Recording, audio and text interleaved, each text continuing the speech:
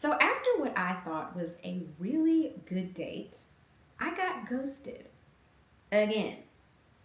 But this time I was like, you know what? Nah. Once upon a time, not so long ago, my friends and I decided that we were going to go outside. Mm-hmm. We left the safe haven of our couches and Netflix, took the bonnets off, baby, got all gussied up, and we stepped. For once, it was nice. We had a good time. The vibes were vibing, the DJ was great. We danced for a while, then all of a sudden, baby, my dog started barking. So I was like, okay, y'all, we need to go have a seat somewhere. Now, unfortunately, out here in 2026, all of these event venues, clubs, bars, and socials, they don't have no seating. Okay? So we walking around trying to find somewhere to sit. And the only appropriate place that we found was a windowsill. So we sit there, talking, chilling, resting our bunions. And the DJ switched. And my friends liked the vibe of the new DJ. So they were like, girl, we better go downstairs and check it out. Whether you coming? I was like, girl, no. Y'all go ahead. I'm gonna be sitting over here resting my knees and my feet. But I'll be good. I'll be here when you get back.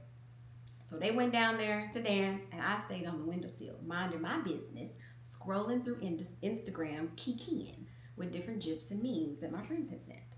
Well, all of a sudden, this man comes sauntering by. So I look up, and he's like, hi, how are you? I said, I'm good. How are you? He said, I'm good, thank you. I said, okay, that's great. Back to my phone. So then he says, your hair is so pretty. I was like, oh, well, thank you very much. So then he does a 180 and saunters back the other direction from whence he came and sits a few feet down from me on the windowsill. I said, oh, are we about to have a conversation? Out here in the wild? This is crazy. So I look him up and down, you know. He had a very unique outfit on. Tall, not a bad looking cat. So I was like, I'll play ball. So he talks. We actually have a good conversation, you know. I'm feeling good. I'm having fun. I'm being a little petty, being a little snarky, being a little witty, you know what I'm saying? Keeping it cute. And we learned a couple things about each other. I was like, okay, he's educated, very educated. PhD? Okay, he got a job, like a real one. You know what I'm saying? That sounded like he got a car. Sounded like he didn't have a mattress that was on the floor. Okay, we were the same age, birthdays, you know, went through all the things. I said, okay, this is cool. So I'm like, this conversation is going well. I look up, you know how your girls be checking on you. So that I looked up, they in the background like, yes, I see y'all. I see y'all seeing me having this conversation with a man. They peep me, they like, you good? I'm leaving like, I'm good. And they like, okay, you know how your girls gotta check on you. So they left. We continued the conversation. So then he's like, well, can I have your number? You know, takes out his phone. Actually, he takes out his phone and just sits it like this. I was like, what do you want me to do with that?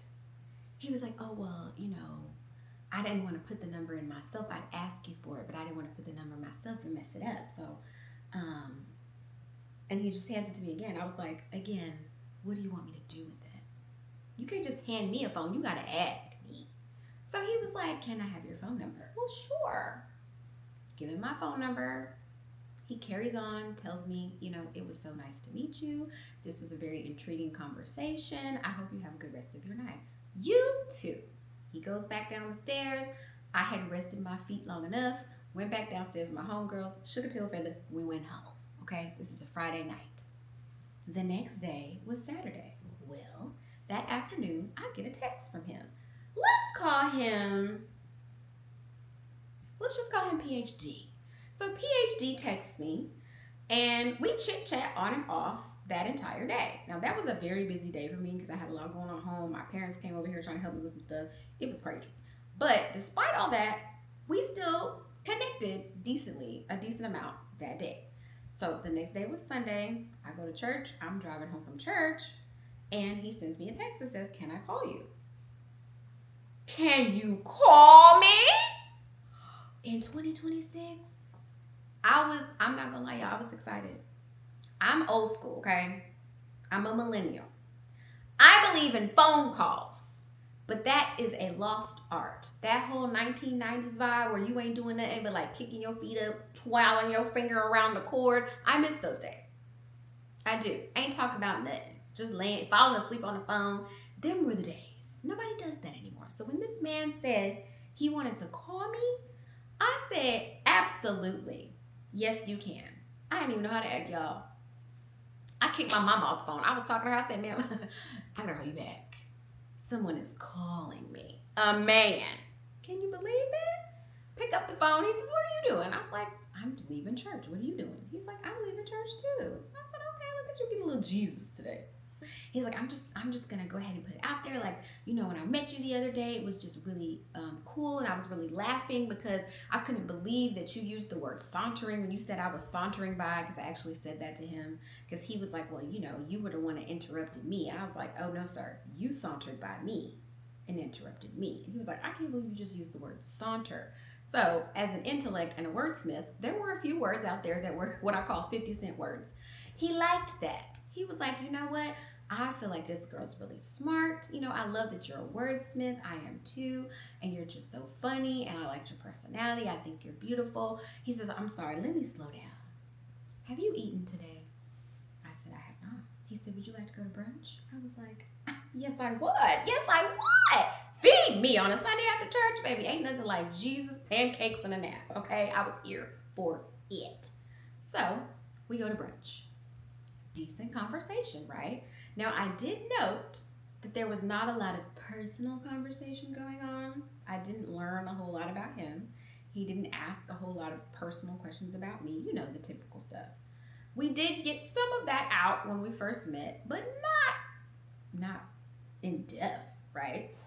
But in essence, we were having a theological conversation, just talking about social norms, the dating scene, the culture, you know, the gender wars, all the things. It was a deep intellectual conversation. And quite frankly, I ain't gonna lie to y'all, I ain't had a deep intellectual conversation with a man in a long time. That conversation is usually saved for my bestie, where we be trying to solve all the world's problems. So the fact that I could have it with someone of the opposite sex was very refreshing, and I enjoyed it. So yes, we participated in a theological conversation and didn't really have a whole lot of personal things learned. Not a big deal.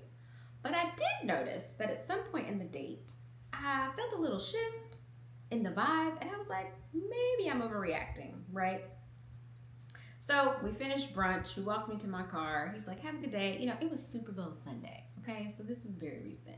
So I'm like, I gotta get home, baby. I gotta get this nap so I can get ready to watch the Super Bowl, okay? The Benito War. I was ready to watch. So again, after the date though, I felt like, I don't know if I'm gonna hear from this man again. Well, the plot thickens. So the next day was Monday and I was off work. Well, half the day went by and I didn't hear from him. Now granted, I didn't know this man. I have only known him at this point for 72 hours. However, his behavior previously was call, text quite a bit. And that dissipated. So I was like, this man done ghosted me. The audacity. So my mother, being my mother, was trying to be very encouraging. She's like, you know, girl, you hard to read. You should probably just reach out to the man. And I was like, reach out to him?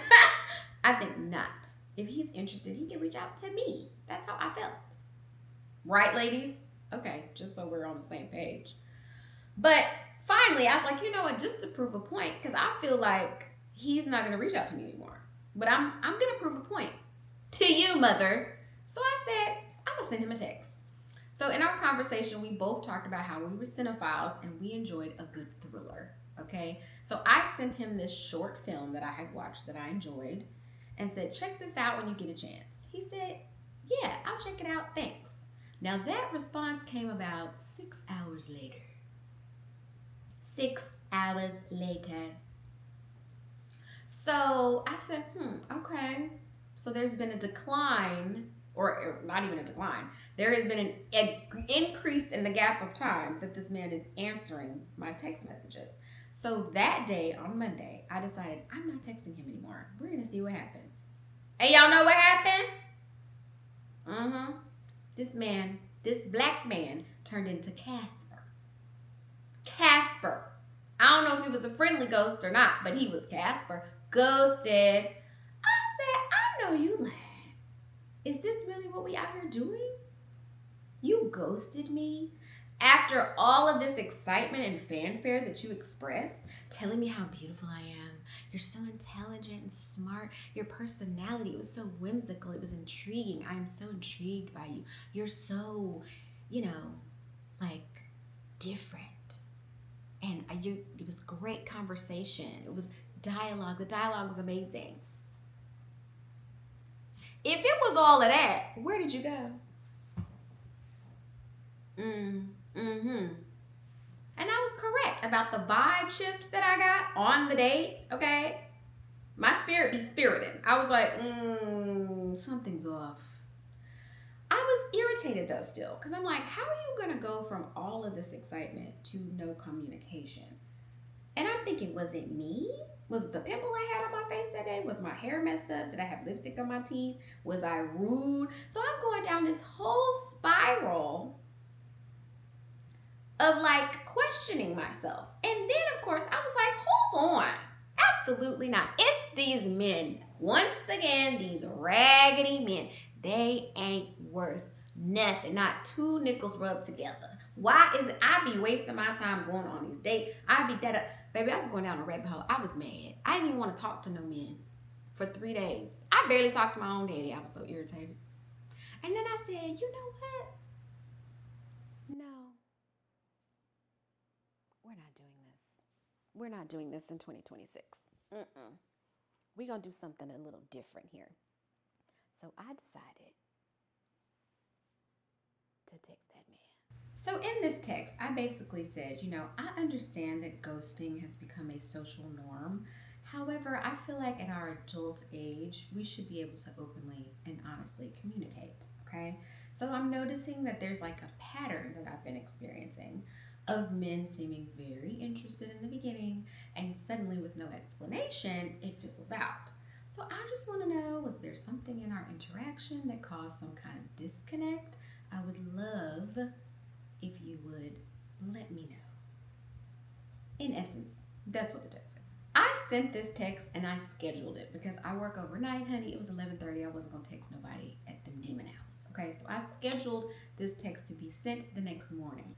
So I go to bed that morning. I wake up that afternoon, and what do y'all think happened? I know. He actually did respond, and he said, can I call you today? Well, yes, you can, sir. You absolutely can. So he calls and we have a conversation. Now, on the date, this man was a chatty Cathy, honey. He really was. And now I'm thinking, I feel like you like the sound of your voice. But you know what? I'm going to let you be great, because when people talk, you learn a lot, okay? Just got to listen to what they're saying. So during this conversation, he also talked a lot. But by letting him speak, again, I learned a lot and gleaned a lot of information.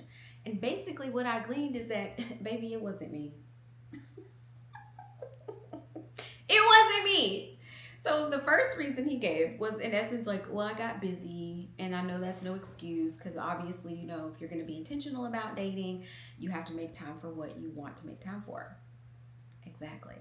So he says, it's really no excuse, but I just kind of got the default back into my normal routine, and I just didn't text you or call you. And then he segued into his second reason, which was really the meat of why he decided to ghost me.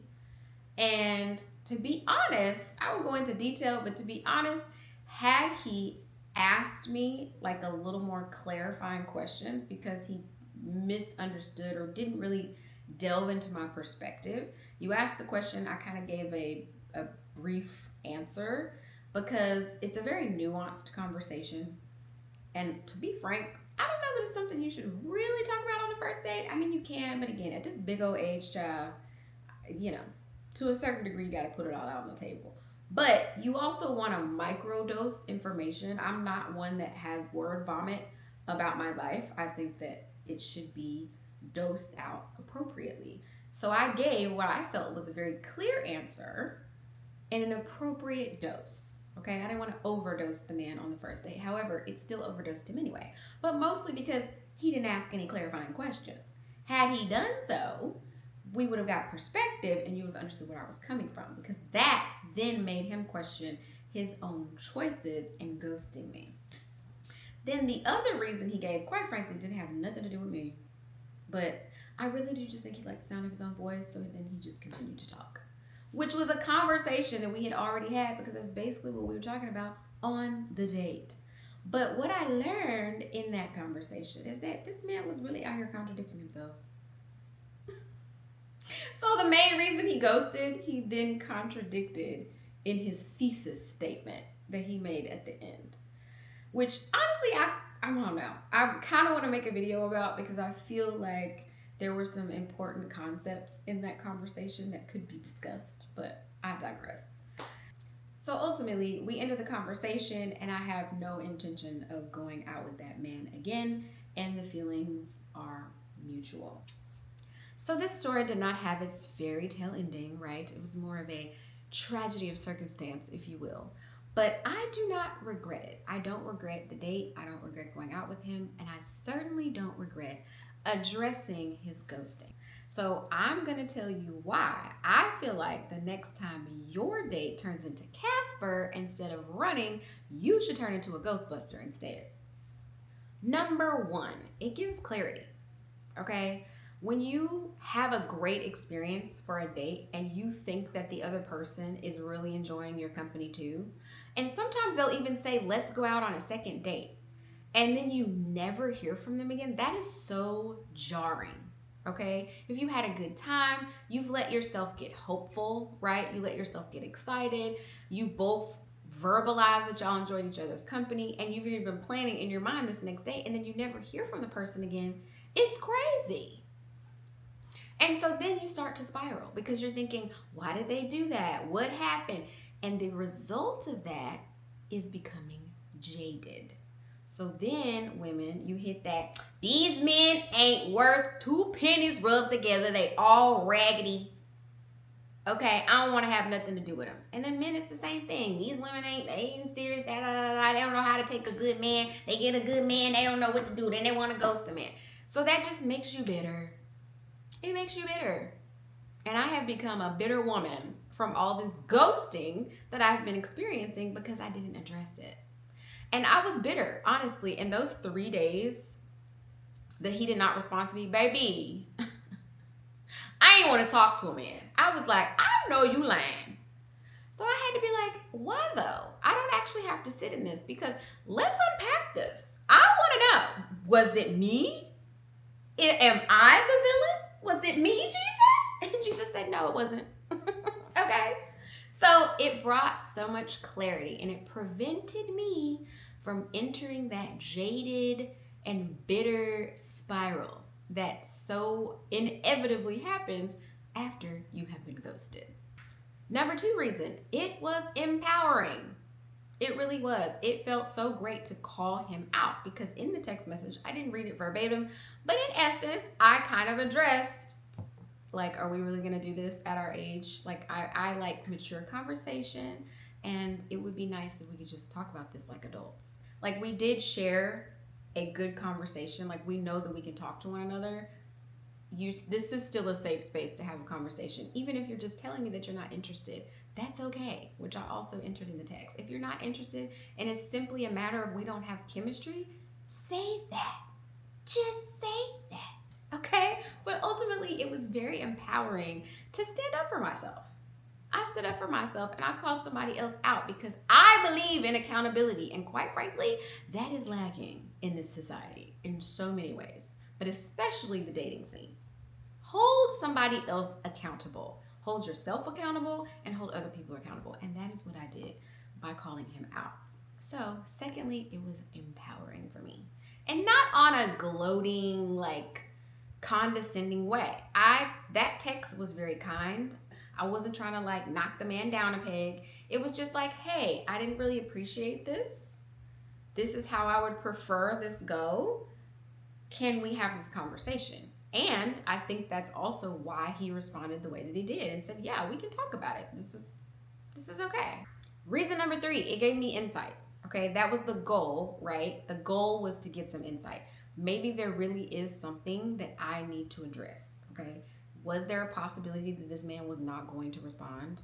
Yes, that was a very large possibility. Was it possible he wasn't going to give me anything meaningful back? Yes, that was a very large possibility. Had he said something like, I don't know, you seemed kind of rude, or you seem standoffish, or you seem like you really weren't interested, then I need to know that, right? Because if I am interested in the person, but I'm presenting as if I'm not, I need to address why that is. You know what I'm saying? Was it because I was tired, not in the mood? Is it because my defenses are up? Is there something that I need to adjust and recognize in myself as I'm out here in this dating landscape? Whatever it was, I wanted to gain insight. And I got that from this conversation. I really did.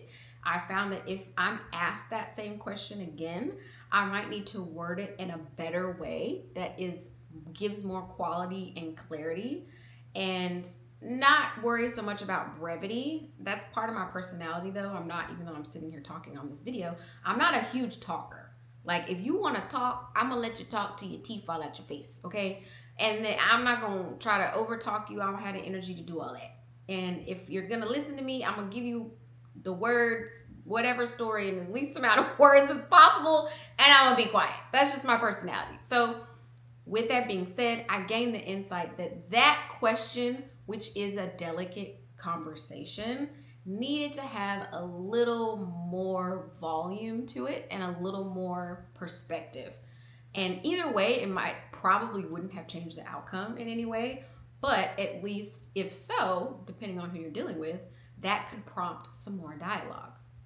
And that might solve some things or some conflicts for the other person based on what you're saying. So I did get some great insight from asking him, and now I can take that into the next experience and even ask, like, do you have any questions about what I just said? Like, get feedback in real time so that we can figure out if there is any confusion, baby, and I can go ahead and squash that for you, okay? Number 4, I think we're on number 4, I don't even know. It allowed me to get comfortable having an uncomfortable conversation. So, I didn't know what that man was going to say. He might have been upset, teed off, went off on me, called me a bald-headed scallywag. I don't know. You know what I'm saying? Either way, he might have came back and told me something that I really didn't want to hear about myself. So it created an opportunity for me to get comfortable having a very uncomfortable conversation. Like, it wasn't, I already knew it was outside of my comfort zone. I knew this was going to be uncomfortable, right? It's uncomfortable because I'd never really done it this way before. And I didn't know what he was going to say. I didn't know how this conversation was going to go. But I feel like if you don't practice that in your dating, how are you going to do it in your relationships? Like, when you find your person, you're going to have uncomfortable conversations with that person. Quite frankly, there's nobody in life that you have a relationship with that you aren't going to have an uncomfortable conversation with. Whether that be your parents, your siblings, your coworkers, your friends, you're going to have uncomfortable conversations or need to be had. But I think most people avoid that completely.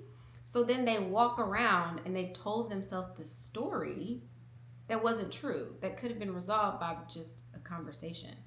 Being uncomfortable for a few minutes to resolve a lot of discomfort that you would have then carried with you for life. Like, this would have been something else, another scratch in dating had I not addressed it. Just another wound that I took to the next person, and I didn't want to do that. So having that, it ended up being an hour conversation because somebody had to be quiet. Having that long conversation, as I got into the conversation, honestly, it got less uncomfortable because I was like, oh, now I see what I'm dealing with. And I was like, I get it. That's cool. I would probably say I was uncomfortable for all of 5 minutes until I was like, okay, this is where we are.